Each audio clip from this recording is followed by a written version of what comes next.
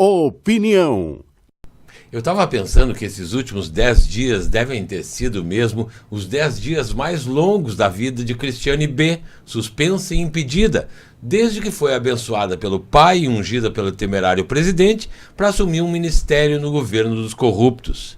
E esses 10 dias escancararam a face mais escura de um governo que se notabiliza a cada dia mais pela falta de bom senso, pela total ausência de limites, pelo fisiologismo abjeto, pelo toma lá da cá escancarado e pela falta de vergonha na cara, do que pelos seus pífios resultados de gestão.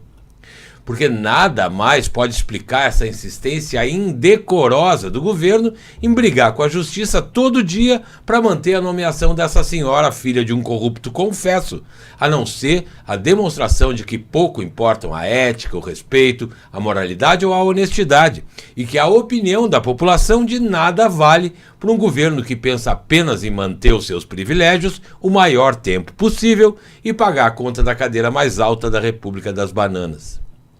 O certo é que todas as máscaras caíram aos pés da justiça depois da mais nova e fragorosa derrota do governo no caso da Cristiane B. E o pior de tudo é que o governo vai continuar tentando derrubar a suspensão, agora no STF, depois de mover ações em 7 municípios cariocas. Mas por que tamanha insistência? Até quando o temerário presidente vai insistir no nome da filha do notório corrupto? Ora, em nome de um mínimo de moralidade, o mínimo que Temer deveria fazer agora, simplesmente, era esquecer Cristiane B., ou mesmo se desculpar com o país inteiro só por ter feito esse convite. Apenas isso.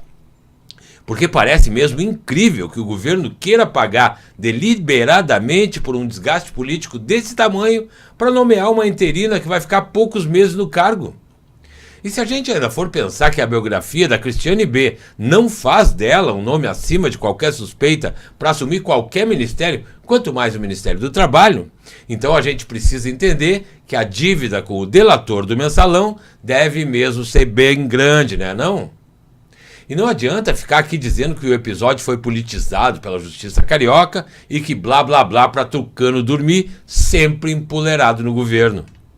O certo é que não houve um erro de cálculo em relação aos problemas morais e jurídicos da nova ministra.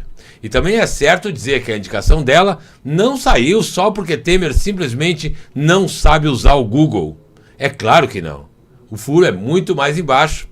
E nem o desgaste diante das sucessivas derrotas na justiça desviam o foco do governo em não querer desagradar o PTB, um dos partidos mais fiéis ao Planalto e que promete ajudar na aprovação da reforma da Previdência. É por isso que o temeroso insiste com a indicação da filha do delator. Simplesmente porque o governo dos sem-vergonhas ainda precisa de novos favores. E claro, porque pretende cobrar de nós, os botocudos, mais essa conta.